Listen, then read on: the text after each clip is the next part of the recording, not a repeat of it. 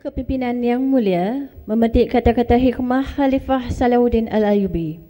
Saya meminta kekuatan dan Allah memberi saya kesulitan untuk menjadikan saya kuat. Saya bertanya tentang kebijaksanaan dan Allah memberikan saya masalah untuk diselesaikan. Saya meminta untuk kemakmuran dan Allah memberikan saya fakulti dan tenaga untuk bekerja. Saya meminta keberanian dan Allah memberikan saya bahaya untuk diatasi. Majlis diteruskan dengan mempersilakan Yang Berusaha Tuan Haji Aminuddin bin Adam, Pengarah Pendidikan Negeri Johor, untuk menyampaikan perutusan dan seterusnya mempengerusikan mesyuarat Ketua Sektor dan Pegawai Pendidikan Daerah Negeri Johor Bilangan 1 2015. Dengan hormat dan takzimnya, dipersilakan Tuan. Terima kasih kepada saudari fungsi majlis. Assalamualaikum warahmatullahi wabarakatuh. Salam sejahtera, salam satu Malaysia dan salam muafakat Johor. Yang saya hormati Yang Berusaha Encik Abdul Aziz bin Rizwan, Ketua Sektor Pengurusan Sekolah Jabatan Pendidikan Johor,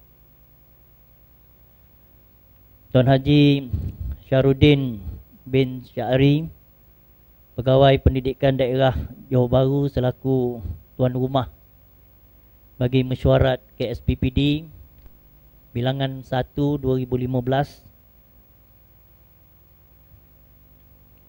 Dan saya ucapkan terima kasih kepada tahniah dan terima kasih kepada pejabat pendidikan daerah di atas taklimat dan juga secara ringkas berkaitan dengan hala tuju Pejabat Pendidikan Daerah Johor Bahru, dan apa yang dibentangkan tadi itu selari dengan tema kita pada kali ini, iaitu menzahirkan sekolah abad yang ke-21.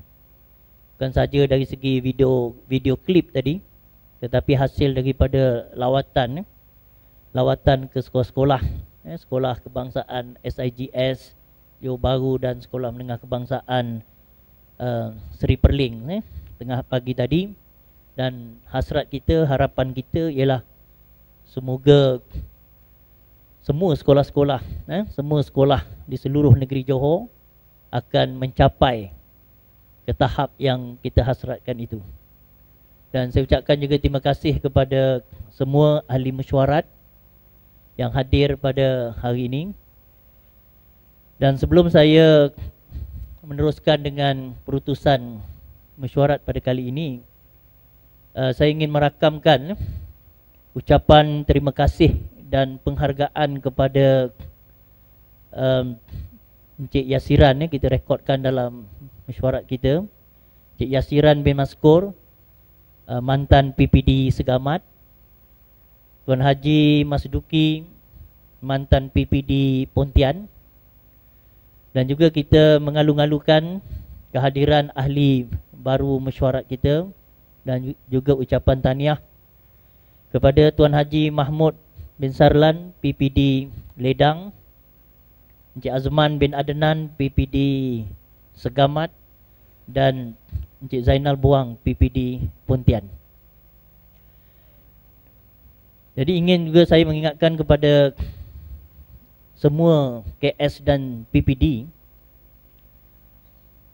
supaya kita akan terus memikul tanggungjawab di dalam membangunkan pendidikan, membangunkan pendidikan di peringkat sektor dan daerah masing-masing, terutama sekali dalam pelaksanaan dasar-dasar program dan juga aktiviti, serta dipantau di peringkat sektor dan juga daerah masing-masing.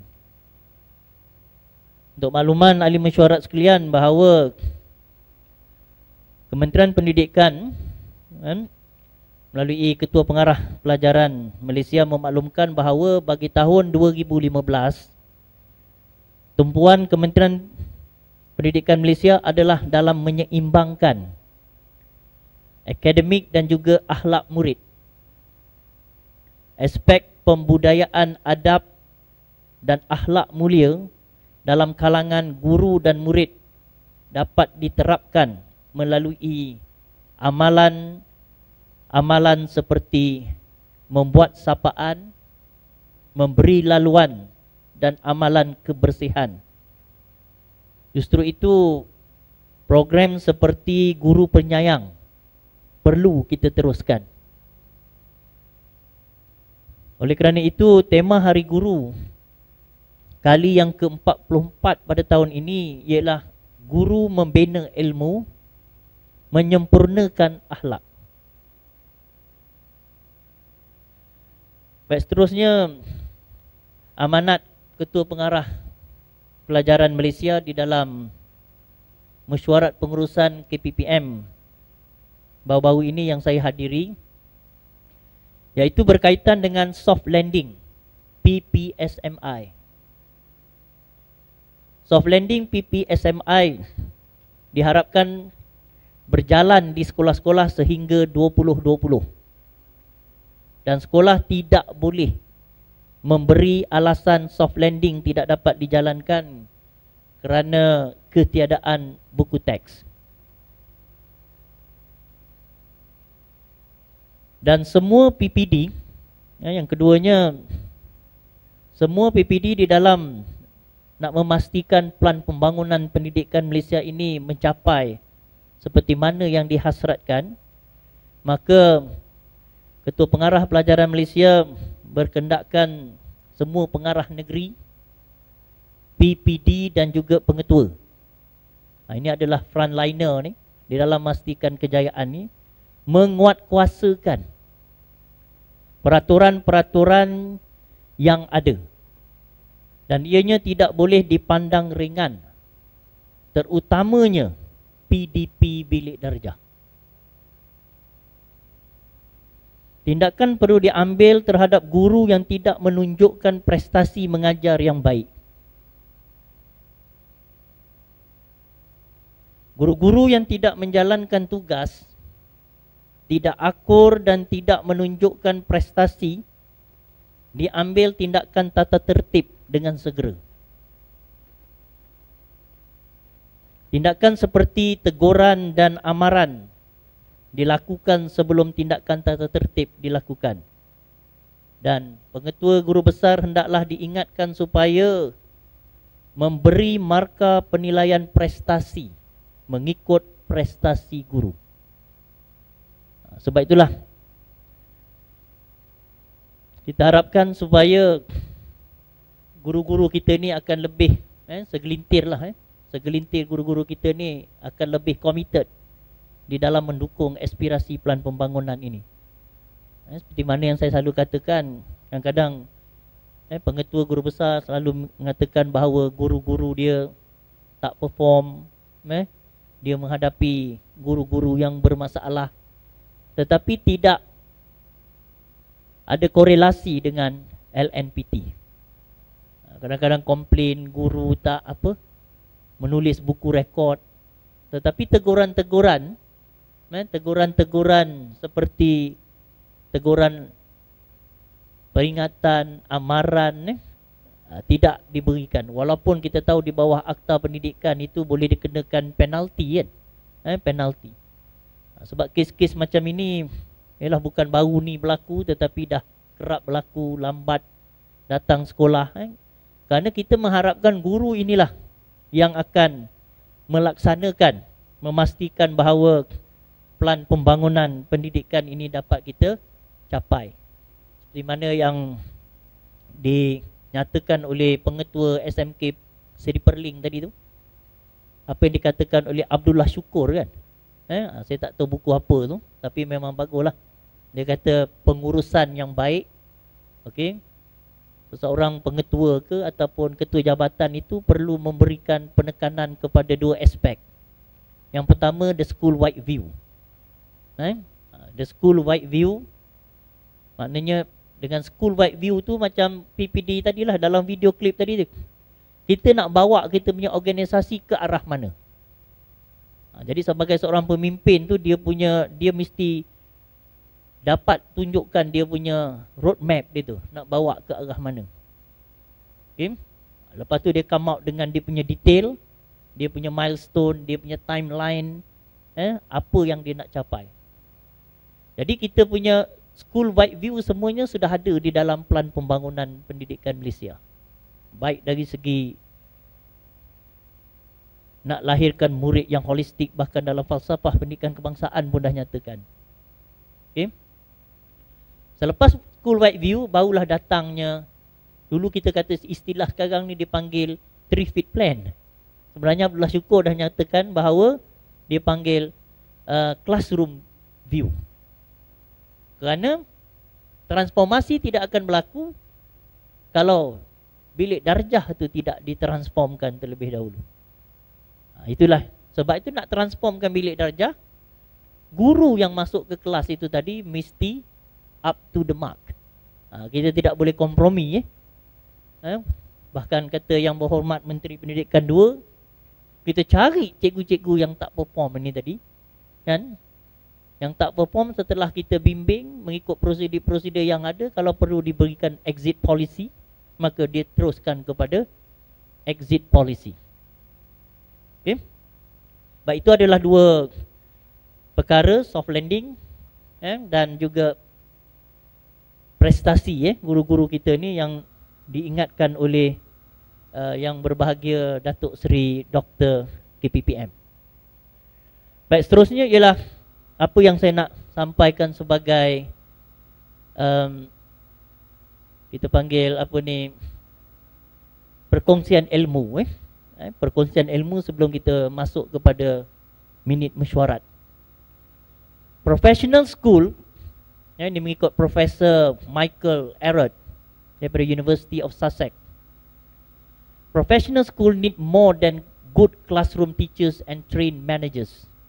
And all staff need to participate in school level process and develop wider professional role. Thus, the professional practitioner has to take on further professional obligation of contributing to the professional quality of the school in general. Ini kita nak capai ke hasrat sekolah berkualiti. Sekolah berkualiti itu tadi. Jadi perlukan professional, good teachers and trained managers itu tadi. Baik. Jadi untuk itu cabaran kita, cabaran kita di dalam second quarter, tahun terakhir gelombang pertama. Sekarang ni kita dah masuk second quarter ni, 2015 ialah gelombang pertama akan berakhir.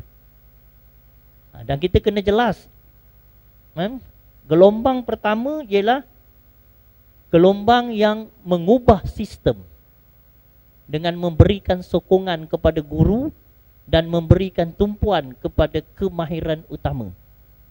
This is gelombang. Sebelum kita nak menganjak kepada ke arah kecemerlangan, kalau kita lihat dalam gelombang 2, memacu peningkatan sistem, memacu peningkatan. Gelombang yang ketiga menganjak ke arah kecemerlangan melalui peningkatan keluasan operasi. Keluasan operasi ini maknanya kalau kita lihat PPD ini akan diperbesarkan, diperkasakan sampailah ke peringkat superintendent tu tadi. Saya pernah diajukan oleh mantan Tan Sri KPPM dulu, dia kata kalau peringkat nama PPD itu pun tidak cukup kuat, tidak cukup lah, kan? Dia suruh carikan nama. Kalau di luar negeri itu PPD ni ialah superintendent, kan? Jadi dia tengah lagi dalam peringkat mencari nama. Jadi saya kata buat sementara ni kita panggil dulu boleh tak ketua PPD. Ketua PPD nampaknya walaupun tak rasmi orang dah mula panggil KPPD kan. Jadi nak bagikan ni, jadi maknanya the full empowerment of PPD berlaku pada gelombang yang ketiga. Jangan pula cakap nanti gelombang tiga dah tak ada dah, kan? Sebahagian daripada kita tak ada, tapi kita meninggalkan sistem. Kita meninggalkan sistem, kita mewujudkan sistem. Jadi dianya mesti bermula daripada gelombang satu. Okay? 1,000 step begin with a single step. 1,000 miles kan? Begin with a single step. Jadi mesti bermula daripada gelombang satu, mengubah sistem. Itu yang sekarang ni kita, apa yang kita tengah buat, sekolah fokus, sekolah, jadi kita kena dapat memahami ni kenapa ni kita nak buat sekolah fokus, sekolah showcase. Kemudian baru-baru ni kementerian dalam Cik Aziz Rizwan menghadiri mesyuarat JIPS, Jawatan Kuasa Induk JIPS, Jawatan Kuasa Induk Latihan Staf lah, perkembangan staf. Okey. Jawatan Kuasa Perkembangan Staf akan dilancarkan sekolah transformasi. Maknanya dia dulu nak kata fokus, nak panggil apa, masa tu saya, pada tak silap saya 2 bulan yang lepas, saya dikendaki hadir lead satu makmal nak transformkan. Macam mana sekarang ni nak transformkan sekolah. Jadi seminggu saya tak ada dekat jabatan, saya tengah lead kaitan dengan ni. Jadi kita perkenalkan sekolah transformasi. Nak panggil Abat ni kan dah Johor, dah clash dengan Johor kan, pasal Johor dah ke depan. Ni bertepatan dengan kita kata step ahead ke, kan? Jadi mana kita ambil yang tengah.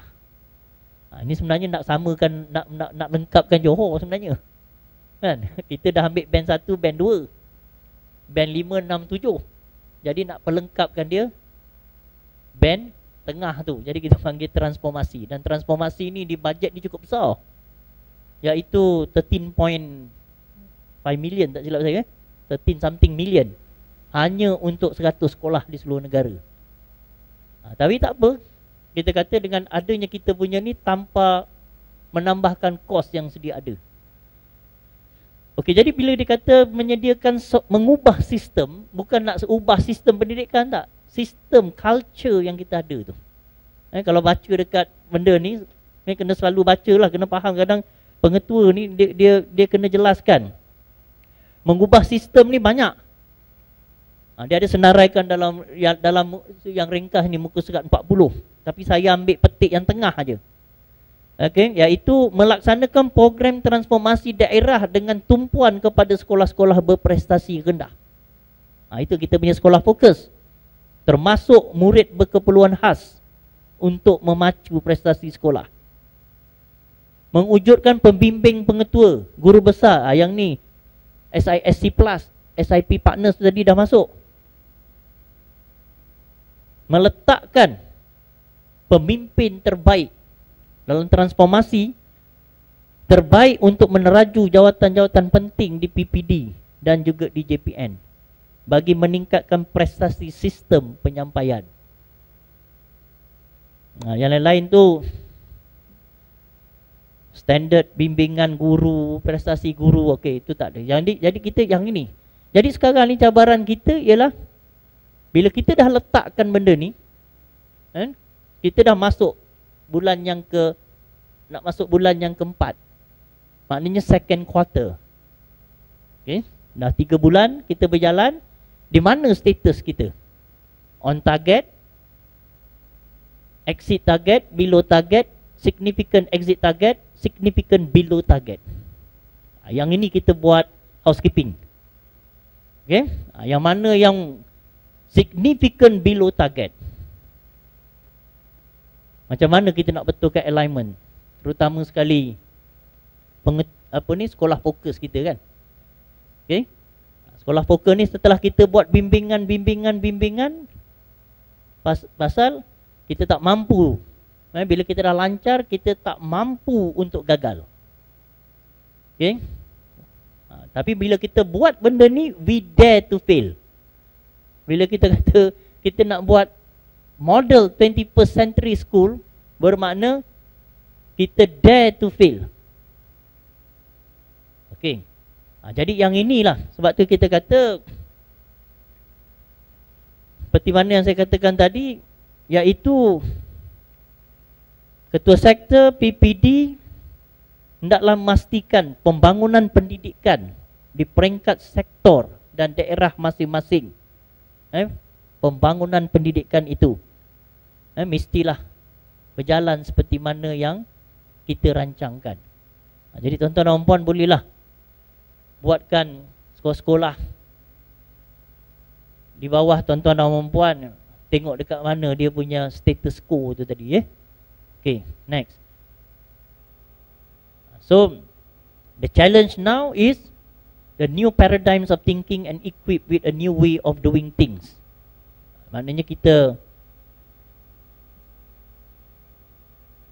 buat cara yang lain daripada yang lain.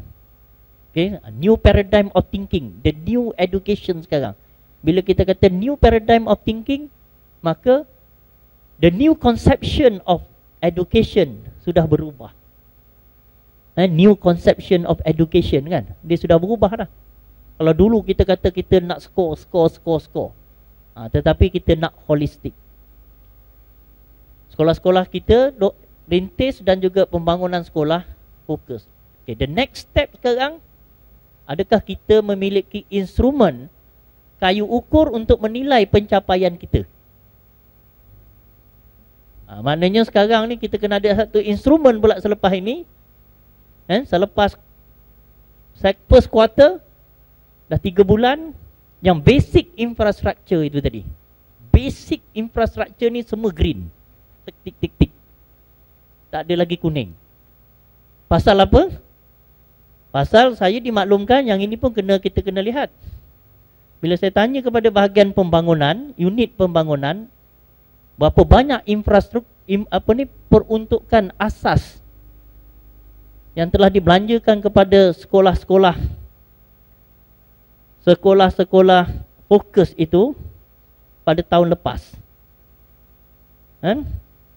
Jadi bila analisisnya dibuat, saya nak ROI, returns on investment. Bila analisis itu dibuat, didapati bahawa kos penyelenggaraan laporan penyelenggaraan infrastruktur asas peruntukan OS 28,000 bagi tahun 2014 bagi sekolah fokus, ialah kita dah belanjakan 1.1 juta ringgit. Value for money. Cik Aman kita nak list balik senarai nama sekolah 2014 yang telah dibelanjakan, adakah dia setimpal dengan 1.190 juta. Sebab itu dari akhir tahun bulan 8, bulan 9, apabila saya mula menjadi pengarah, saya kata semua penyelenggaraan punya duit stop. Saya nak tengok di mana perginya duit-duit penyelenggaraan ini. Kita kumpulkan, saya nak fokus dulu kepada sekolah-sekolah yang sangat-sangat memerlukan. Itu yang datangnya konsep sekolah fokus. Jadi maknanya, kita dah nak ubah sistem dengan kita memberi sokongan. Sokongan bukan saja dalam bentuk SIP plus, SIC plus. Beri sokongan dari segi human resource, tetapi dari segi infra. Infra ni bukanlah infra yang upgrading, infra yang basic. Kalau tak cukup, memang tak cukup tuan-tuan dan puan. Guru besar kita, pengetua kita dibimbing untuk penggunaan LPBT. Okay? LPBT. Jadi untuk tahun ini, infra pula sambung pula. Untuk tahun 2015 sekolah fokus ni, kita berbelanja, kita estimate ke, ini baru kita estimate RM530,000, RM760, 530,760. Ni saya ambil daripada Tuan Haji Yunan. Jadi altogether sekarang ni kita spend around 1.6 million. Okey, jadi sekarang bila kita dah bagi support kepada sekolah, sekolah mesti accountable. Jangan pula pintu tu dah dibagi tak sampai 3 bulan pecah pula pintu tu. Ini you kena beritahu kepada pengetua-pengetua. Panggil balik, perbelanjaan dah diturun banyak ni. You accountable. Macam mana nak accountable? You kena wujudkan sistem. Sistem dekat sekolah itu dari segi disiplin. Macam mana nak wujudkan sistem? Kalau blok-blok belakang sana tu, Saya pergi kepada banyak sekolah amanah, sekolah Marlboro. Cikgu-cikgu dia semua dia distributed. Dia tak berlonggok semua kat bilik guru. Bahkan dia gunakan mana-mana antara tingkat tu, dia ada ruang macam some sort like lobby kan. Naik tangga kan. Lepas tu ada jenis sekolah yang lapang kat situ kan. Kat situ dia letakkan meja. Dan jadi guru-guru ada yang duduk dekat situ. Jadi ini kita serahkan kepada sekolah. Bila kita dah support. Kan? Ataupun ada yang jenis blok dia bagi kepada macam blok dia bagi kepada ini department science, ini department arts, ini department teknik vocational kan.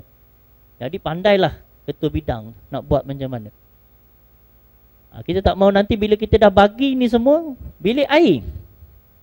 Kita dah bagikan bilik air, pintu-pintu semua tu kan. Jangan nanti bila kita pergi pintu pun tergebang. Whiteboard. Jadi mana ini dikatakan support. The very needy school kita bagikan. So maknanya mengubah sistem disiplin sekolah. Cara beratur balik kan. Macam mana, itu dia punya asas. Sebab tu kata KPPM, konsep guru penyayang itu perlu diteruskan. Okey, jadi ini baru kita nak tengok kepada kayu pengukur dari segi infra. Next kita nak pergi pula dari segi quality PDP. Cikgu-cikgu ni tadi. Okey, quality. Yang ini nanti instrumen kayu pengukur ni kita belum ada Cik Kamarudin ni. Mungkin ada PPD yang dah buat. Nanti maknanya kita duduk, kita come out dengan satu instrumen nak ukur. Mudah punya instrumen aja. Tik tik tik tik. Senarai semak, yang ini patutnya dah green, tak boleh kuning lagi. Kalau waktu sekarang ada sekolah fokus yang masih merah, traffic light dia, infra dia masih merah, kena maklumkan kepada dia punya Cik Aziz lah, sebagai yang lead sekolah fokus, dan Cik Aziz nanti dia ada dia punya program manager, program inisiatif dia kan. Jadi kalau infrastruktur Haji Yunan. Yang ini saya dimaklumkan Cik, sekolah fokus ini dia ada dia punya kekerapan mesyuarat dia. Yang ini kita tak boleh lari daripada. Ini maksudnya prinsip pengarah itu sharply focus. Sharply focus. Okay, next. 3 cabaran utama di dalam kita nak melaksanakan ini.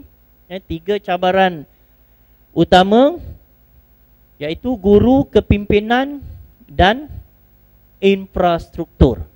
Dan kita perlu bergerak pantas bagi memastikan program sekolah rintis abad ke-21 ini berjaya kita zahirkan. Kita tak boleh tunggu. Sekarang saya dimaklumkan negeri-negeri lain pun dia kata dia tak boleh tunggu juga. Dia pun dah mula dengan dia punya pendekatan lah. Negeri Sembilan dah mula, Kelantan dah mula kan. Jadi maknanya dia punya apa ni, spark ni tu. Spark ni tu boleh kita katakan bermula di negeri Johor. Dia punya spark ni tu. Jadi kita pergi pada satu-satu guru. Okay, next ini saya kaitkan dengan, ini tak boleh lari ni. Hasrat ketua pengarah kita, effective, double F, strong implementation. Strong implementation, rapid execution. Cepat-cepat, rapid execution. Maknanya kalau kita baca buku dia, saya tak ingat siapa punya yang buat ni, dia panggil the broken window theory tu kan. Bila berlaku aja kerosakan, cepat betul, tingkap hilang cepat betul. Kalau tidak nanti akhirnya orang kata, oh ni tak apa ni dirosakkan. Okay, itu cabaran ni. Jadi ini saya tak payah ulaskan, tuan-tuan dan puan pun dah tahu. Ini sentiasa nak diingatkan kepada kita. Jadi cabaran kepada guru ni, tuan-tuan dan puan, ini menyediakan murid dengan kemahiran asas abad ke-21. Basic je. Tadi kita tengok Perling, sekolah menengah Perling tadi dah mula masuk basic. Okay, redefine our school. Ini kita dah buat. Prepared our student to work collaboratively and understanding, thus respecting other cultures and languages. And instill civic conscience by embracing good moral values in becoming holistic student. Yang ini pun dah masuk tema Hari Guru pada tahun ini. Okay? Instill civic conscience, iaitu guru membina ilmu, menyempurnakan akhlak. Okay. Jadi dalam cabaran yang pertama tu, kita kena kaitkan dengan Government Transformation Program, GTP. Itu datangnya Government Transformation Program. Dan Perdana Menteri berhasrat meningkatkan pendapatan high income nation. Jadi bagaimana nak tingkatkan high income nation? Ini saya nak kaitkan aja lah. Okay? Maka perlulah kita menyediakan seberapa ramai pelajar dengan kemahiran asas 21 C bagi membolehkan mereka nanti dengan high paying knowledge work with jobs dan memerlukan kemahiran yang kompleks, expertise dan creativity. Kalau high paid job perlukan expertise dan creativity. Jadi untuk nak expertise dan creativity, asasnya mesti lagi di sekolah. Jadi untuk itu kita menyediakan kemahiran-kemahiran asas di sekolah ini tadi, supaya anak-anak didik kita ini boleh bekalkan kemahiran ini apabila mereka lanjutkan pelajaran ke peringkat universiti. Okey, yang ini yang penekanan yang kita selalu cakap 4C ke ataupun 5C. Okey, next. Okay, redefine our school. Ini yang sekarang ni kita tengah redefine sekarang ni. Kenapa kita perlu redefine our school sekarang ni? Penyebaran maklumat, ataupun dalam bahasa Inggeris kita panggil proliferation of information of digital technology. Penggunaan teknologi sekarang ni telah menyerap di semua pelosok society dan juga dalam perdagangan dan sebagainya. Has been embedded in every area of society, from relationship to commerce. Perhubungan antara connectedness, WhatsApp, apa group, semua group, Telegram group, semua dikelilingi oleh teknologi. Environment kita. Jadi soal ni sekarang ialah bagaimana pelajar-pelajar kita nak cope with our student characteristics and preparing them with skill for their new and uncertain world. Ini Perdana Menteri kata pekerjaan yang wujud 10-15 tahun yang akan datang, kita tak tahu apa yang wujud. Dan mungkin knowledge yang dia belajar sekarang ni tidak boleh digunakan. Jadi apa yang perlu kita bekalkan kepada mereka ialah kemahiran. Sekarang macam kita belajar, dulu saya belajar tentang pokok getah, saya belajar tentang kelapa sawit, saya belajar tentang ini. Pada zaman itu memang era pertanian. Tetapi bila kita masuk tak terlintas pula ada digital teknologi sekarang. Sekarang nak minta duit dengan ibu bapa pun kita kena tulis surat ke hadapan ayahanda yang dikasihi. Nak dapat cuma dapat RM20 je tu. Anak dia, diharap anak ini, itu pun nilai murni tu. Semoga ayahanda berada dalam keadaan sehat walafiat. Anak dia di sini, okey, begini. Last sekali kita minta, anak dia perlukan wang untuk membeli ni. Cari stamp, jalan kaki pergi jawab pos, tekan stamp, masuk. Sampai dekat rumah orang tua pun peti surat. Alamat tak ada. Kalau orang tua kita pergi itu dapat tunggu seminggu lebih. Lepas tu orang tua pun dapat berlari dia pergi ke pejabat pos. Pejabat pos belilah money order RM20. Hantar balik kat kita 2 minggu lebih baru sampai. Masa tu RM20 macam RM200 dapat. Pergi benteng. Beneran pergi benteng. Siapa yang UPM Kendian tak adalah pergi Benteng. Okey. Sekarang tak, WhatsApp. Abah nak duit. Itu je. Sekarang ni tengah tunggu dekat mesin kawanku. Kat mana ni? Dekat Jaya Jusco kata dia. Dekat apa bukan Jaya, apa nama tu? Apa angle, alpha angle kat Kuala Lumpur kan. Masuk.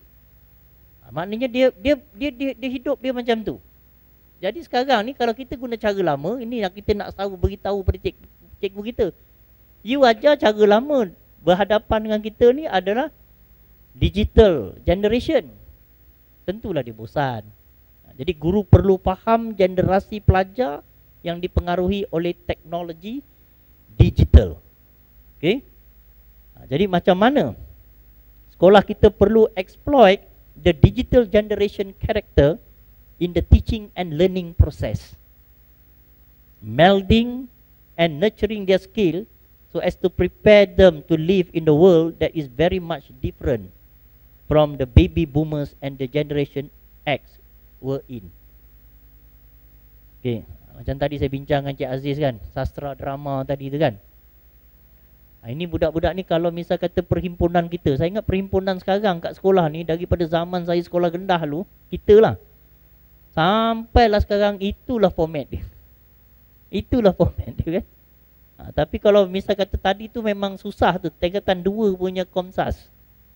Kalau budak baca dia abstrak, cikgu terangkan dia tak faham. Jadi buatkan drama. Buatkan drama. Lepas itu cikgu bagikan guideline. Okey, masa persembahan drama ni apa yang perlu you all perhatikan. Ini apa ni drama tu, dia nak buat lakonan tu, dekat situ 4C dah masuk dah. Dia buat assignment dia, duduk dekat mana kan. Masa subjek apa? Masa subjek Komsas. Daripada cikgu ni membebel aja bercakap kan. Jadi dia dengan persembahan dia kan. Okey, lepas itu masa persembahan ni nanti pelajar perlu tengok, perlu perhatikan slot-slot ini. Ni. Jadi guide by the teachers. Okay? Guide by the teachers. Lepas itu bagikan dia soalan. Kaitkan dengan itu. Okey, tadi saya tanya dengan Puan Zebeda, agak-agak dia punya slot ni berapa? Dia kata dia sebenarnya 30 minit persembahan tadi, tapi pasal kita datang dia potongkan kepada 20 minit. Okey, tajuk ini bagi budak daripada sekarang kan. Kelas ini hari Ahadnya perhimpunan satu persembahan. Jadi tak adalah murid nak punting duduk kat kedai mamak kan. Pasal apa? Dia datang nak tengok kawan dia berlakon. Dan seminggu sebelum dia punya persembahan, mungkin dia dah punya preparation kan. Jadi ada aktiviti dia. Jadi kita bagikan jadual sampailah bulan 10.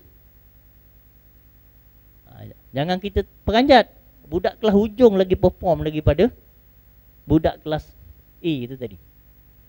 Jadi kita ambil lebih kurang satu persembahan 10-20 minit. Lepas tu baru perhimpunan. Perhimpunan kita kan sampai berapa? 2 waktu satu waktu kan. Jadi cut lah perhimpunan ni, tak payahlah. Saya tak mau nampak ada ini berlaku. Ni yang lambat ni kau duduk sini. Tak usah. Kan? Tahan aja yang lambat 10-20 orang tu, hantar kat kaunselor. Yang lain jalan. Kan?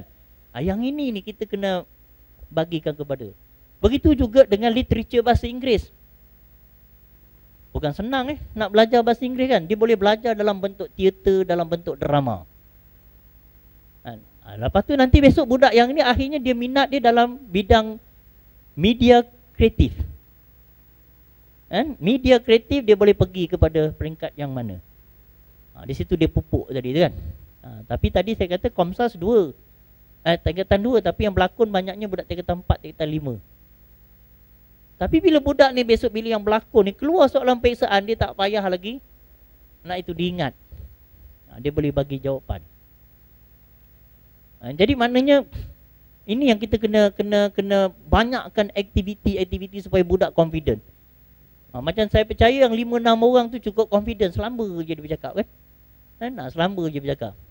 Tapi kalau dia masuk kelas lain, saya ingat dia tu jadi pasif. Okey. Jadi persoalan sekarang ialah adakah PPD dan JPN bersedia? Bagaimana JPN dan PPD boleh membantu sokong sekolah? Yang ini yang kena banyak kali. Ini cabaran ni sebenarnya.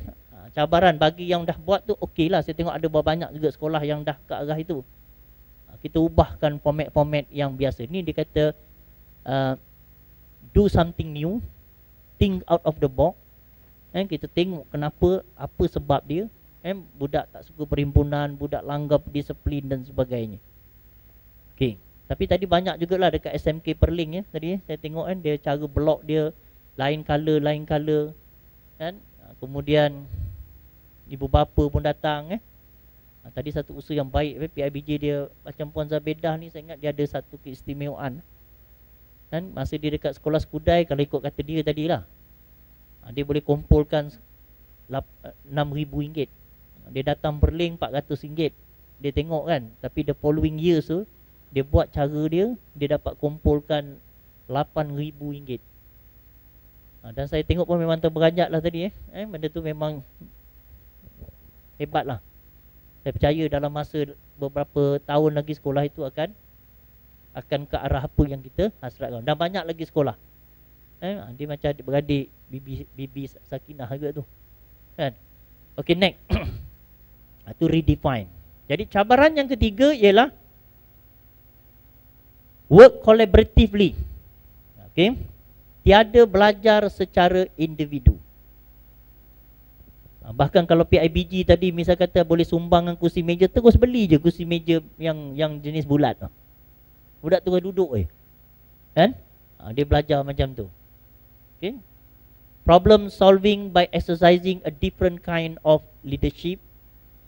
No more structural ideas in teaching and learning. Menyediakan murid yang berkembang secara holistik dan mampu. Ni tadi pun dah saya terangkan. Okay. Dan the challenge is prepared our student to work collaboratively and understanding, thus respecting other cultures and languages. Mana campur-campur kan budak-budak ni. Kerana zaman sekarang menuntut mereka bekerja secara kumpulan. Tak ada silo. Kalau tidak nanti dia besar, nanti dia akan bekerja secara silo. Okay, next. Contohnya pun ni. Penyelidikan dan kreativiti menjadi medium pengajaran dan pembelajaran. Okay, ini macam kajian tindakan lah kan? Okay, next. Baik, cabaran yang keempat ialah ini yang tema Hari Guru ni. Bagaimana kita nak instill civic conscious by embracing good moral values in becoming holistic students. Jadi fokus KPPM dia kata membuat sapaan, amalan-amalan sapaan, memberi laluan, amalan kebersihan. Okay? Yang ini perlu kita berikan tekanan, penekanan. Bagaimana moral values seperti justice, honesty, responsibility boleh kita terapkan through socialization dan internalization semasa proses pengajaran dan pembelajaran berlaku. Okay, next. Ini tak nampak. Saya punya ni ada.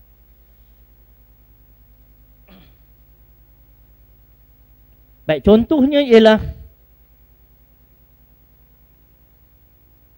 boleh nampak tak? Antara aktiviti-aktiviti yang disarankan dalam melaksanakan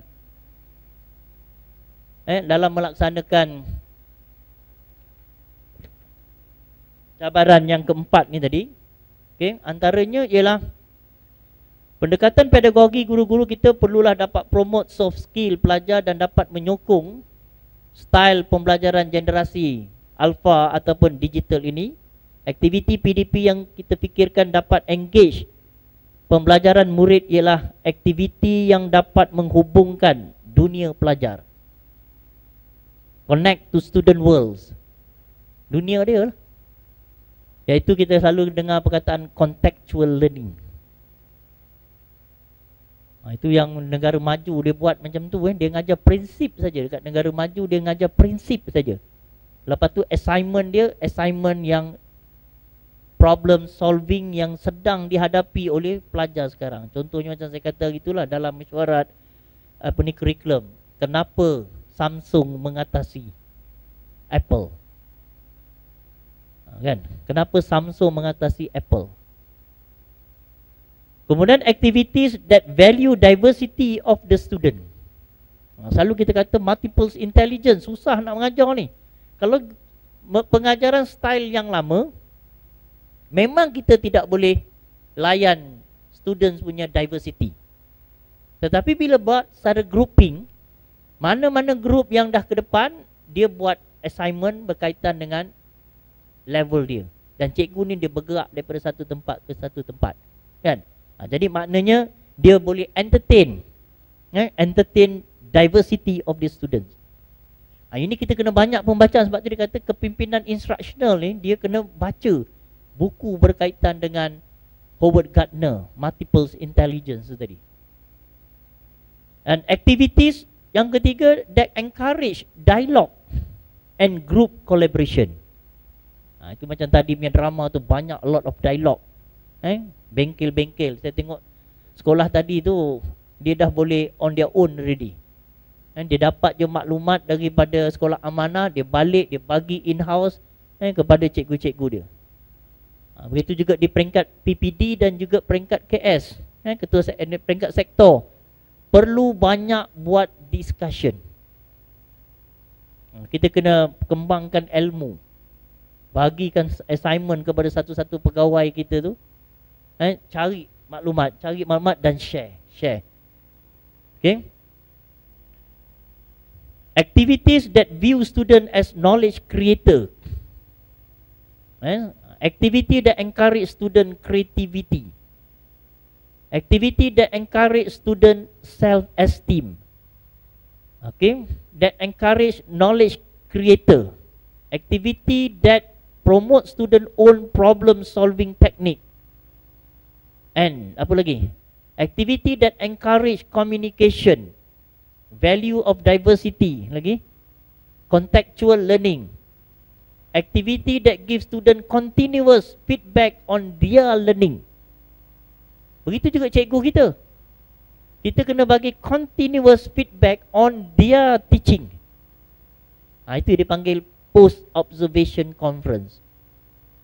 Memberi respon terhadap pembelajaran mereka. Ini samalah tadi dia pusing kat situ.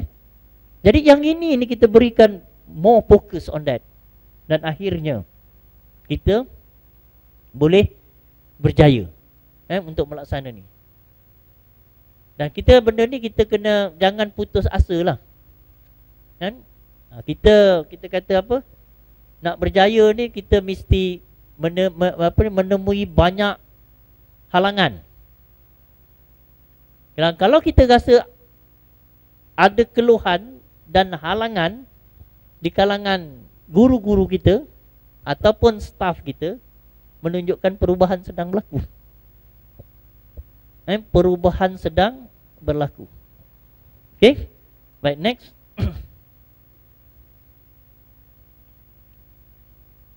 Next slide. Ini cabaran kepimpinan. Saya memang jadikan ni sebagai satu hebat lah. Kan? Johor ni dulu bola memang out lah. Kan? Tetapi kita punya TMJ ni, dia pun banyak halangan. Banyak halangan. Orang duk kata kalau apa-apa pun nak cari kesalahan kan. Dia orang jealous lah. Macam kata TMJ, saya follow dia punya JDT punya Southern, apa dia panggil? Southern Tiger saya follow dia punya dalam Facebook dia ni. Sebenarnya orang jealous ke tadi. Dia nak cari kesalahan aja kan. The challenge of leadership. The Tengku Mahkota Johor became the idol of the students and a royal patron to the students program. Yang ini yang kita kata kita menghadap dia. Saya ingat dulu masa tu saya PPD Johor Bahru, saya dengan Tuan Datuk Sepaat menghadap TMJ. TMJ ni nak jadikan dia patron, penaung kepada Johor Student Leaders Council. Jadi bila kata Nak beri penerangan lah, kita ni nak beri penerangan pun dengan dalam keadaan nervous. Kan? Dia sepanjang dia punya perjumpaan dengan dia tu, dia duduk tegak je macam ni. Kita pun nak pegang meja pun serba salah, kita nak duduk tegak pun serba salah. Kan? Itu je. Kan? Saya masih ingat lagi. Tapi saya tak nervous lah. Datuk Smart masih dia lagi nervous pasal dia nak kena bentang. Kan? Jadi bila dia kata nak lahirkan pemimpin-pemimpin masa depan negeri Johor ni, kata dia, pendekkan cerita je, tak usah cerita panjang-panjang, kata dia. Pendekkan cerita je. Holistik lah, apa benda tak payah. Macam saya ni, kata dia. Ini pemimpin, kata dia kan. Macam saya ni, kata dia. Jadi dia kata, nak tahu macam saya, pergi study dulu tentang kepimpinan. Kepimpinan Sultan Abu Bakar, Sultan Ibrahim. Ada dalam silibus. Balik, kata dia. Maknanya dia setuju dengan benda ni, tetapi silibus tu mesti mantapkan. Saya pun kata balik tu dengan Datuk Smart, hebat kan? Kita kompetitif lah, holistik lah, apa, pendekkan cerita je, kata dia. Kan? Masa tu umur dia tak silap saya 23 tahun. Waktu tu. Okey, jadi maknanya sekarang macam mana dia hadapi rintangan dan dia boleh bawa. Kan? Dan dia berani lah. Macam kita punya mantan Perdana Menteri kan, dia berani tau, berani buat. Itu kita kata kita kena berani dan cepat bertindak. Kan? Dan Seri Gelam tu kita tengok dia akan menjadi stadium tertutup pertama di Malaysia. Stadium bola sepak tertutup. Sekarang dah naik dia punya piling tu stadium tertutup. Dan bayangkan lambang ni, tuan-tuan dan puan, semua peringkat orang macam the All Black. Ini kepimpinan. Maknanya dia give leadership. Dia give leadership kepada Persatuan Bola Sepak Johor. Ini yang cikgu kita kena daripada kita sebagai pemimpin. Ini yang pengetua-pengetua nak daripada PPD. Kan? Kepimpinan, tuan-tuan dan puan, ni sebenarnya dikehendaki oleh pengetua-pengetua. Kan? Barulah leadership. Sebab tu saya kata leadership is not merely about position, it's not just about command, okay, it's not just about monitoring, kan? Tetapi is also more about supporting and creating conducive environment, kan, towards achieving goals. Selain daripada tu, kita kata tadi, kita panggil school-wide view. Macam dalam peringkat saya kata state-wide view. Kita nak bawa macam ni. Tapi sebenarnya idea tu semua datang daripada pelan pembangunan. Cuma kita sharply fokus. Okey. Lepas itu maknanya kita bagi support. Sekolah, selalu kita kata, saya tak mau tengok lah sekolah ini GPS mesti out punya. Sejauh mana kita bantu sekolah ini? Guru besar yang kita letakkan pun dah tak ada dah. Ini hantarkan dia ke sekolah band 6, band 7. Kan Cikgu-cikgu ada, kalau kawan-kawan kita ni okey, jumpa ke kita sama-sama kat U dulu kan. Buanglah, keluarkanlah cikgu ni tak perform lah. Kan? Ni kawan, okey, ambil, hantar kat mana? Sekolah band 6. Kan? Jadi besok bila kita kata bahasa Inggeris dia jatuh, matematik dia jatuh, memanglah. Pasal sekolah itu sampai dalam sekolah SKM 4 cikgu bermasalah duduk dekat sekolah itu. Termasuk guru besar dia bermasalah. Kan? Yang ini, jadi maknanya macam mana kita nak bangunkan. Ini yang kata dia supporting. Kalau fokus school 1.6 million, kita dah laburkan 1.6 million, macam mana? Nah, tuan PPD tengok kan? Makna kita nak dia punya hasil, returns on investment. Return on investment. Okay, next. High standard. Macam saya selalu cakap lah, mesti cakap besar dalam kerja lah, bukan cakap besar lain Mesti think big.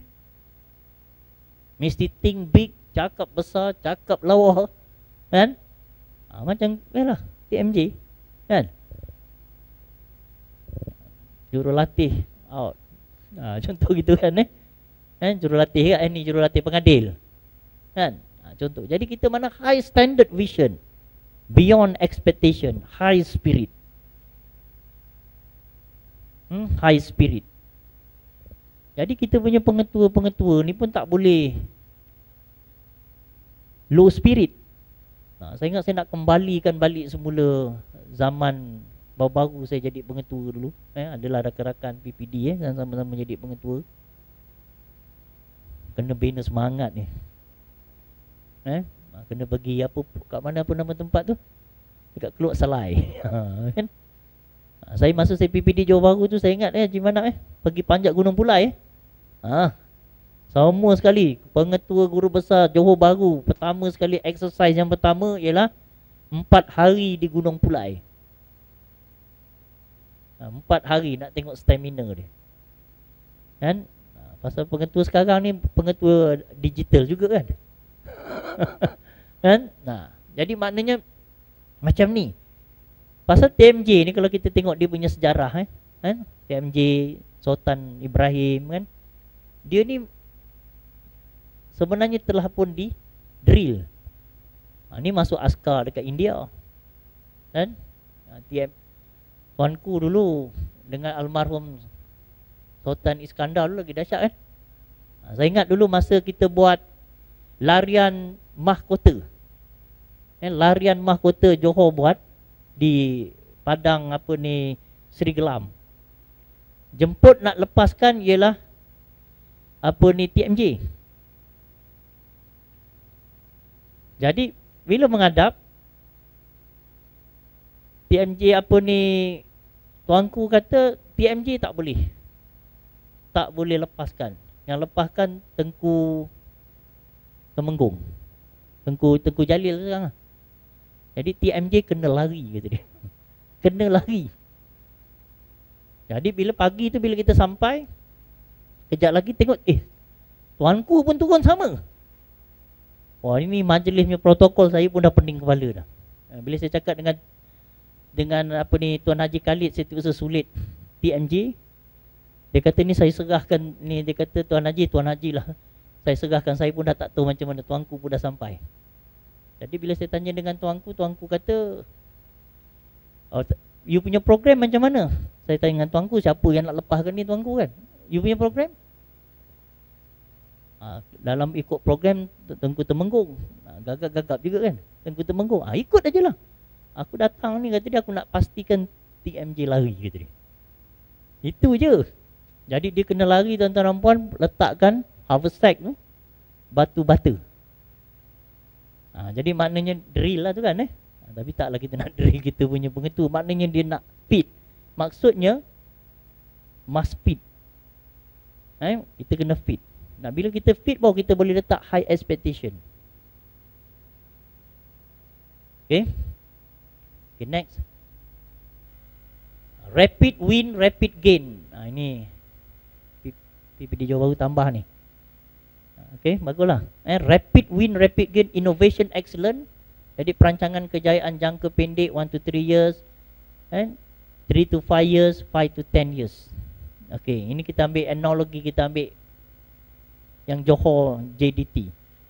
Saya hari tu bila dengan Tuan Haji Yasman, kita panggil Johor JDT bermesyuarat macam mana kita nak jadi feeder kepada JDT ni. JDT ni perancangan dia dah ada, dia punya JDT Grassroot. JDT Grassroot ni, saya hari Sabtu hari tu lepas je mesyuarat tu, hari Sabtu saya pergi ke Padang Seri Gelam. Pasal dah kenal dengan orang dia kan. Saya tengok dia orang punya latihan. Jadi budak-budak sekolah kita. Mungkin dekat daerah lain pun ada lah. Tapi pasal dekat tu. Jadi budak ini ni ditrain supaya akhirnya budak ni akan naik kepada JDT 4. 5. 5 ni maknanya division 5 lah. Dia up lagi 4, 3, 2. Last kali baru pergi JDT 1. JDT tu adalah kumpulan elit lah, yang hebat. Tapi sekarang dia terpaksa beli dulu yang daripada pemain luar. Last kali kata dia, itu mesti anak jati Johor. Itulah samanya dengan JSLC. JSLC ni maknanya semua syarikat-syarikat besar, CEO pada masa akan datang diterajui oleh anak jati negeri Johor. Jadi yang ini saya minta tadi dengan Tuan Haji Yasman dengan yang co-curriculum ni, bagaimana kita banyak sangat sekarang ni program kepimpinan. Yayasan Pelajaran Johor dengan kepimpinan dia, Johor Corporation dengan kepimpinan pelajar kita. Jadi kita pun dah tak tahu yang mana. Kan? Jadi cuba kita salurkan pada satu tempat, yang mana yang akhir sekali ialah kita punya JSLC. Okay? Dan baru-baru ni SPM JSLC kita, seorang student kita mendapat 10 A+. Yang budak ni memang hebat, dah di-groom dia, kita latih baru-baru ni semalam kan. Di mana ni, di SMK Medini, dia buat dia punya summer camp. Jadi jenis-jenis macam ini yang dia akan replicate nanti kepada yang lain-lain. Jadi maknanya kita nak lahirkan, bila kata ni Johor macam tu. Okay. Baik, next.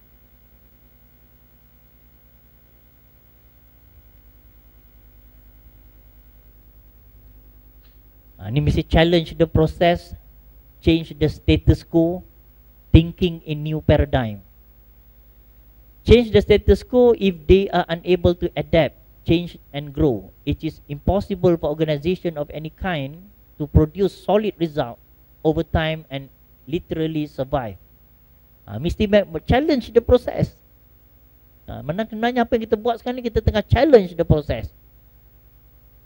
Kan? Bilik darjah dalam keadaan macam tu.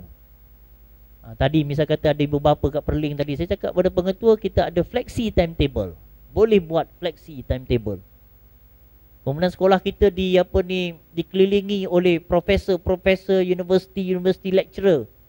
Kan? Bawa pakar-pakar tu tadi tu, sama-sama mengajar anak dia. Boleh ke? Boleh. Tapi dengan syarat cikgu jadual waktu tu kena ada. Kan? Mesti challenge, cabar status quo.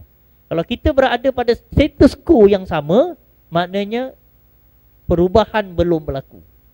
Kalau status quo kita masih macam tu, perubahan belum berlaku. Okay, next. Ini PIBK. Okay, infrastruktur kondusif. Okay, next. Yang PIBK ni pun kena go in deeper. PIBK ni kena go in deeper. Ini nak kena hidupkan balik headcount database, bilik darjah, kemudian tandas. Sekarang ni kita ada database headcount akademik. Tetapi database infrastruktur ni kita kena tengok juga. Okey, balik semua database. Okey, kemudian tandas, kursi meja yang ini kan. Kita punya apa nama tu? Kita punya keperluan bukan operasi, keperluan kan. Perlu. Perlu tu pun dia tak berapa tepat. Kan? Jadi kita tengok benda-benda ni, ini yang basic kita kena ada. Kan? Headcount database. Kita satu lagi yang kita tak ada ni, headcount database future leaders. Future leaders. Siapa yang headcount database yang nak jadi pengetua, nak jadi PPD, nak jadi ketua sektor, nak jadi itu. Kan? Ini pun database, ini peranan kita semualah. Adakah kita memiliki data status keperluan dan pengisian item di atas secara head count? Head count ni maknanya tak semestinya akademik kan? Adakah permohonan dikemukakan secara head count mengikut keperluan sekolah, daerah dan JPN? Lagi satu, kena ada integriti. Integriti ni maknanya tiap-tiap tahun bila kita kata buka sekolah semuanya okey. Semua okey. Kan? Tahun 2016 kita kata jangan bohong. Okey. Siapa cakap bohong dia bertanggungjawab. Saya nak buat macam tu nanti. Maknanya kalau sekolah yang isi perlu ke yang mana dia mesti buat janji bahawa benda ni adalah sah. Dia jangan bohong. Okey. Begitu juga dalam dialog prestasi. Okay. Right, next. Okay, jadi secara rumusannya kita melihat secara keseluruhan dari setiap dimensi. Bila kita nak capai, nak melaksanakan program rintis sekolah abad 21 ini dengan berkesan, kita perlu melihat secara total setiap dimensi yang melibatkan sekolah, iaitu dari strukturnya. Apa maksud dari strukturnya? Dia selalu kita kata ini murid tak pandai, murid itu murid, semuanya murid. Tetapi kalau kita lihat secara totalnya, strukturnya, adakah penolong kanan satu memainkan peranan dia sebagai penolong kanan satu? Adakah PKM memainkan peranan dia sebagai PKM yang sebenar-benarnya? Adakah PK Koko memainkan peranannya sebagai PK Koko seperti mana di dalam fail meja PK Koko? Put the right person at the right place. Jadi kita dekat JPN, tuan-tuan dan puan, apa saja cadangan yang PPD kemukakan, boleh dikatakan 99% kita terima. Pasal kita pun tak kenal. Tetapi once you cadangkan orang ni sebagai PK Koko, pastikan dia betul-betul, ini baru betul PK Koko. Bukan PK Koko baru. Ada PK Koko yang kita dapat komplain, Padang pun tak pernah. Kan? Kau jadi PK Koko. Kan? Padang sekolah pun dia tak jaga. Longkang-longkang keliling Padang pun tersumbat. Contoh dia begitulah, tuan-tuan. Maksud saya lah. Jadi maknanya, sebab itu kita kata, let PPD manage their district. Because PPD knows their problem. Sebab sekolah berdekatan dengan PPD. Jadi kita pun tak kenal. Yang mana yang kita rasa kita macam kenal-kenal, okey lah. Kan? Sebab tu bila saya tanya, bila cadangan macam ni je, saya tanya dengan Cik Aziz kenal tak? Dia kata tak kenal. Siapa lagi? Cik Anapi ke Cik Rosli ke kenal? Tak kenal. Okey lah, ikut ajalah. Tapi kali ni saya ingat nak kena buat lagi detail in depth lah. Kalau nak calonkan dia ni sebagai PK Koko, saya nak tengok dia punya penglibatan di dalam Koko. Dia sebenarnya tidak ada istilah PK1 tu lebih kanan daripada PK Koko. Tapi kalau dia ni dah memang hebat, dalam PK Koko dia memang hebat, jangan pindahkan dia sebagai PK1. Kan? Betul tak? Pasal daripada PK1 dia boleh jadi pengetua. Jangan pula ganti dia PK1 kosong, okey kasih dia PK1, kasih pula dia yang kaki bangku pula. Ambil tempat dia. Jadi Koko kita tak ke mana, pasal kita hendakkan kemahiran berfikir hebat merentas kurikulum termasuk Koko. Taklah Koko tu daripada awal tahun sampai akhir tahun asyik kiri kanan, belajar baris saja. daripada awal. Ni nak buat apa ni? Preparation untuk MSS sekolah. Ini cabaran saya tak kata apa saya kata cuma cabaran. Bukan senang nak ni. Kerajaan kata KPPM dah bagi support.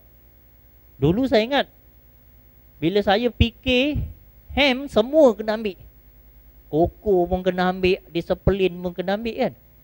Tapi bila kata beban tugas, cabarannya besok kita nak lahirkan pelajar yang holistik. So perlukan satu lagi fikir. Fikir koko dapat. Sebelum tu lagi satu fikir je kan. Dia kena buat 3. Tapi sekarang bila ada fikir koko, penyelaras pun masih ada lagi kan. Penyelaras uniform ada, penyelaras persatuan ada, penyelaras permainan. Itu yang kata cikgu-cikgu komplain. Dia kata baik tak payah wujudkan jawatan fikir koko kan. Pasal cikgu ni nak tumpukan kepada yang ini kan. Itu yang kita kena, macam mana kita nak betulkan. Dulu sebelum wujud fikir koko, yang ini ada. Wujud fikir koko, yang ini pun tetap ada. Dia boleh ada tetapi all the thinking, leadership mesti datang daripada fikir koko. Ham kan? Begitu juga ham. Kita kena train pengetua kita. Setiap minggu okey ham buat laporan. Sepanjang minggu lepas berapa kes disiplin berlaku. Ni saya nak dapat makluman ni. Kat sekolah ni pun pengetua tak reti nak handle mesyuarat morning prayer. Kadang-kadang tak buat pun kan. Yang ini maknanya kena the thinking part dan sebagainya mesti dibuat. Itu kita kata structure. Kemudian wujud pula structure ketua-ketua guru kanan mata pelajaran. Kita kena bina kapasiti guru kanan mata pelajaran ni pula. Di sebelah petang ada tak orang yang membimbing, mencerap, coaching guru-guru sebelah petang? Tak ada. Dan dia menganggap dia guru pagi, dia pagi je. Padahal bila dia kata guru ketua bidang, saya dulu saya panggil istilah dekan fakulti. Dia kena bimbing. Yang ini semua ni kita nak kena perbetulkan balik supaya pedagogi ni, ketua bidang ni dia pedagogi ni, dia menentukan cikgu mana yang ngajar belah petang, belah pagi, belah ni, kelas mana dia. Dan dia kena mencerap. Itu kita bau struktur tuan-tuan dan puan. Satu lagi ialah pelaksanaan dasar. Ni pelaksanaan dasar ni macam-macam dasar lah. Kualiti guru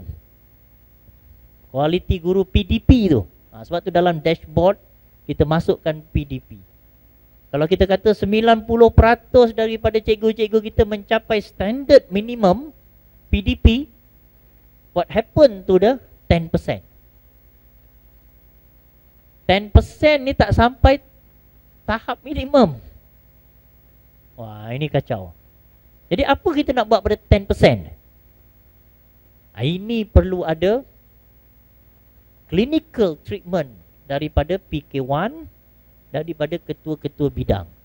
Ada dia buka dia punya journal, profiling dia, tengok. Kalau dia kebetulan band 5, band 6, band 7, minta SIP partners, ni SISC plus bantu. Yang ini yang nak dibetulkan. Kalau katakan di peringkat peringkat yang lebih besar, JPN fokus kepada sekolah fokus. Nak betulkan sekolah fokus. Di peringkat sekolah, guru besar, penolong kanan ketua bidang, fokus kepada guru yang PDP-nya cukup teruk. Cukup teruk. Betul Lawatlah sekali-sekali ke sekolah. Kalau saya buat macam ni, katakanlah saya lawat ke sekolah. Okay, saya kata kita masuk kelas dengan pegawai dengan pengetua pegawai. Okey, saya kata Haji Bakri yang selalu ikut saya, Haji Bakri. Haji Bakri you jaga row pertama, saya row pengetua row tengah, saya 2 row yang lagi. Saya jaga 2 row yang lepas. Yang lagi kan, dia pasal ikut row kan. Kalau sekarang ni dah dalam kumpulan tak apalah, ni tahun lepas. Tahun ni saya belum sempat lagi buat. Ini mata pelajaran apa? Matematik. Kan? Jadi saya cakap pada murid-murid, keluarkan semua sekali buku latihan matematik ataupun semua buku exercise book keluarkan daripada beg, letak atas meja. Saya kata, Haji Bakri you tengok semua sini, yang ni saya tengok sini, pengetua tengok sini. Dah bulan 9, bulan 10, berapa banyak latihan yang tak bersemak. Kan? Sebab tu saya pergi sekolah fokus saja. Berapa banyak sekolah, kalau ada buku kerja pun berapa banyak buku kerja tu tak dibuat. Dia main tebuk-tebuk, mak bapak ni belilah RM10 satu kan. This is basic thing tau. Boleh ke tidak soalan dia? Cikgu ni mendapat LNPT lebih daripada 85 mereka. Itu belum tengok lagi dia punya PDP. Ini kerja. Satu. Boleh ke tidak pengetua itu diberi 90 markah? Pengetua bertanggungjawab Pengetua boleh bertanggungjawab. Macam mana you buat distributed leadership? Fikir satu, you jaga yang ini. Ketua bidang, you jaga yang ini. Ini yang dimaksudkan. Saya nak elaborate sebenarnya. Yang ni saya ada berapa saya tambah lah. Nak elaboratekan yang kenyataan KPPM ni tadi ni. Menguatkuasakan peraturan. Guru yang tidak menjalankan tugas, tidak akur dan tidak menunjukkan prestasi, diambil tindakan segera. Jangan pandang ringan, terutama PDP dalam bilik darjah. So yang ini kita kena mantapkan budaya. Tapi ada sekolah memang bagus, banyak latihan. Kalau kita kata SJKC, matematik, Kok Kuang, 90% Kok Kuang, matematik A. Calon UPSR dia ialah, tak silap saya, 600 orang. Betul Haji Sabudin 500-600 orang calon UPSR Kok Kuang. Daripada 600 ini 90% A. Tapi tengok berapa banyak matematik dia punya latihan. Okey, tak apalah, itu agaknya banyak sangatlah latihan kan. Tapi takkanlah di sekolah kebangsaan ni latihan yang sedia ada tu pun tak berbuat. Ada yang main right gini buat latihan sampai dalam satu muka surat ada 5-6 latihan. Right bawah aja.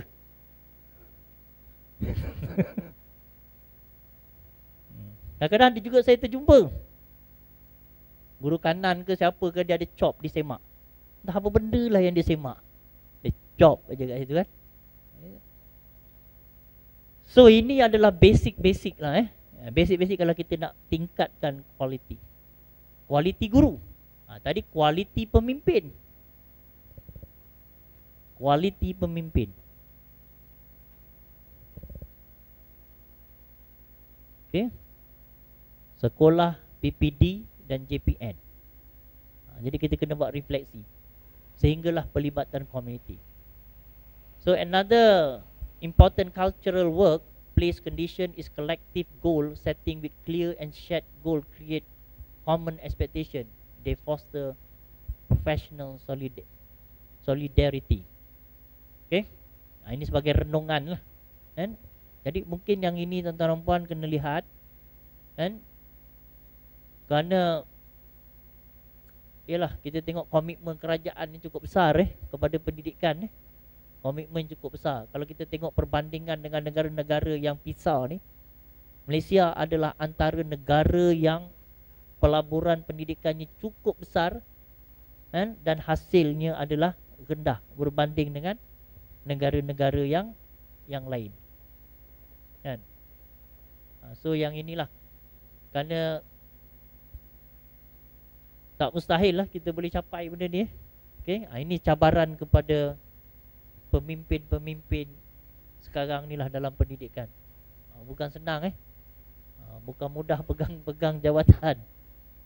Semua orang masuk dalam telefon saya ni, bila lagi saya nak jadi pengetua? Saya NPQH dah pass, NPQEL dah pass. Dah pass dah. So bila giliran saya? Saya tunjuk dengan Cik Aziz Rizwan. Tapi bila minta jawatan, janganlah sampai tak boleh bawa. Bukan seorang dua. Ni nak datang jumpa itu, nak jumpa ini. Bila dah bagi, habis semua. Segala-gala orang atas surat sampai. Nak jadi pengetua kat sekolah depan rumah dia. Jadi saya bila bincang hari tu mesyuarat pengurusan KPPM, walaupun kalau ikut KPPM, walaupun dia ada NPQEL ke, ada apa ke, tapi kalau kita rasa dia tak perform, kita tak pilih. Kan? Tapi yang tahu sama ada dia perform tak perform, tuan-tuan dan puan PPD yang lebih mengenali. Kan? Jangan pula nanti masa interview yang tak perform tu 90 lebih. Saya pun tengah tengok rekod ni 90 lebih lah orang ni, saya kata. Mereka macam mana ni? Panel temuduga. Hari ni Tuan Haji Syarudin tak ada, kan? Saya minta dia pergi kursus TOT tafsiran pengetua. Yang betul-betul tafsiran. Okey. Baik. Kemudian saya rasa itu saja yang saya nak sampaikan kan dalam mesyuarat kali ini, iaitu berkaitan dengan fokus komitmen kita untuk nak memastikan bahawa apa yang kita rancang kita akan dapat laksanakan. Dan kalau kita dapat saja buat sekolah fokus, sekolah perintis ni, memang tabit lah orang. Tapi bukan senang memang tabit lah. Johor memang bukan sebarang Johor. Okey. Baik, sekian. Assalamualaikum warahmatullahi wabarakatuh. Dan seterusnya kita pergi kepada apa dah?